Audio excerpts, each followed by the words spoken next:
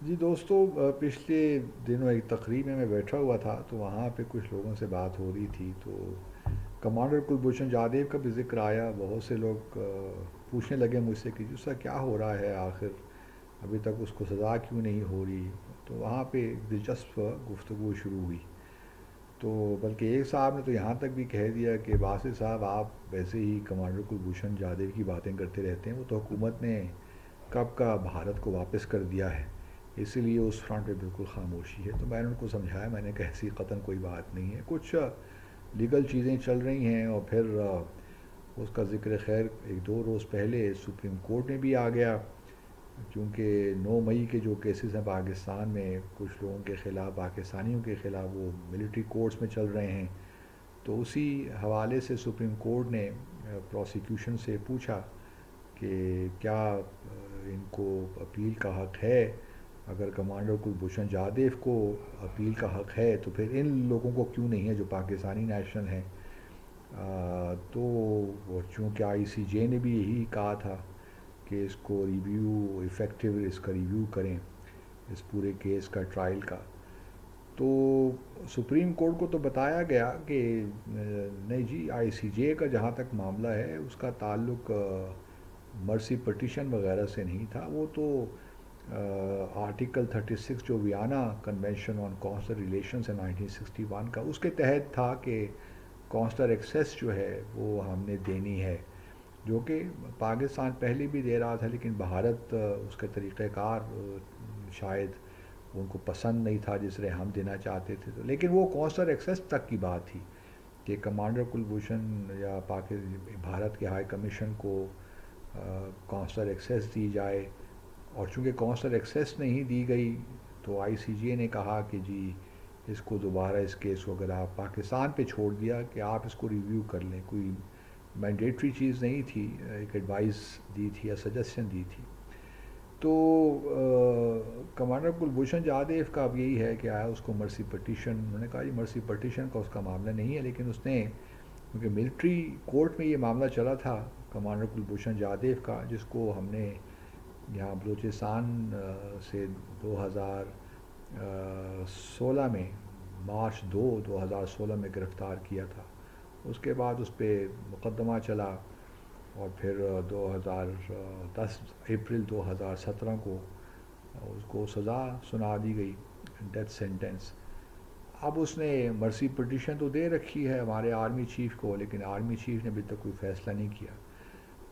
تو یہ معاملہ بلکہ پاکستان سے تھوڑا سا مس ہینڈل بھی ہوا ہے.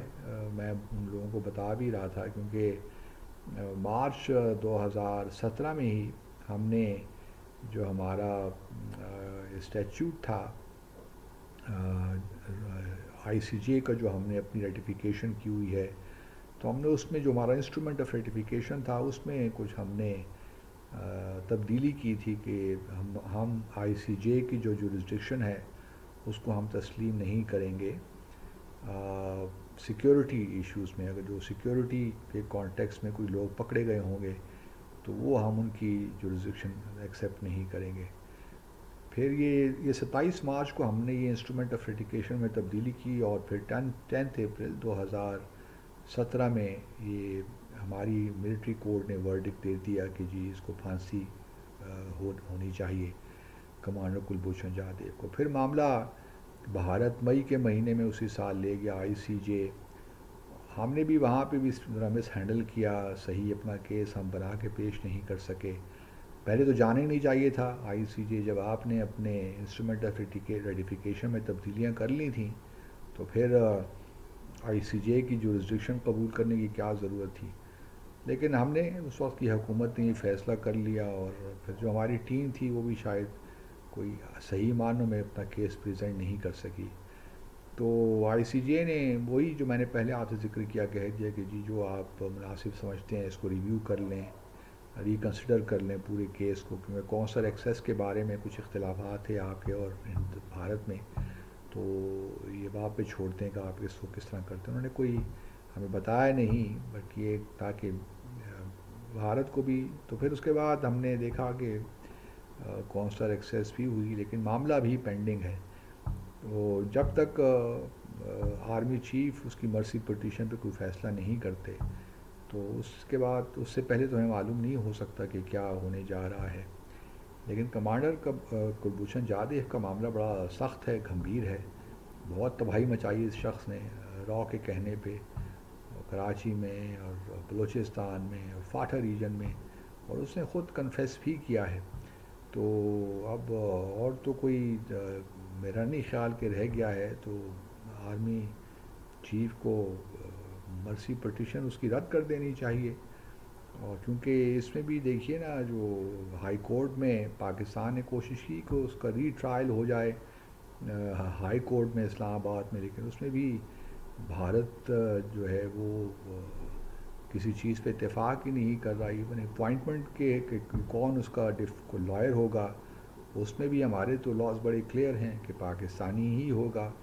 اور یہ بھارت کے بھی یہی لاز ہیں، لیکن بھارت اس معاملے میں انسسٹ کر رہا ہے کہ نہیں جی ہم بھارت سے کسی کو کرنا چاہتے ہیں. تو یہ بھارت کی ہٹ دھرمی ہے اور وہ اس کیس کو ڈیلے کرنا چاہتے ہیں. اور یہ بھی پاکستان کا جو ہے کوئی ہمارے لیے کمپلسری نہیں ہے کہ ہم یہ دوبارہ یہ ٹرائل شروع کرائیں، کیونکہ اب ہم نے ایک بار حامی بھر لی ہے. تو اب وہ بھارت اس کا ناجائز استعمال کر رہا ہے، ڈیلے پہ ڈیلے کیا جا رہا ہے، کسی وکیل پہ ان کا اتفاق نہیں ہو رہا. حالانکہ بھارت میں اگر پاکستانی کو اس طرح پکڑا ہوا ہوتا اور پاکستان انسسٹ کرتا کہ جی ہم نے پاکستانی لائر ہی رکھنا ہے اس بندے کے لیے، تو فوری طور پہ ریجیکٹ ہو، کیونکہ ان کے قانون میں بھی یہی چیز ہے کہ اگر لائر ہوگا تو انڈین ہی ہوگا. اس طرح ہمارے یہاں بھی یہی ہے کہ لائر ہوگا تو پاکستانی ہوگا.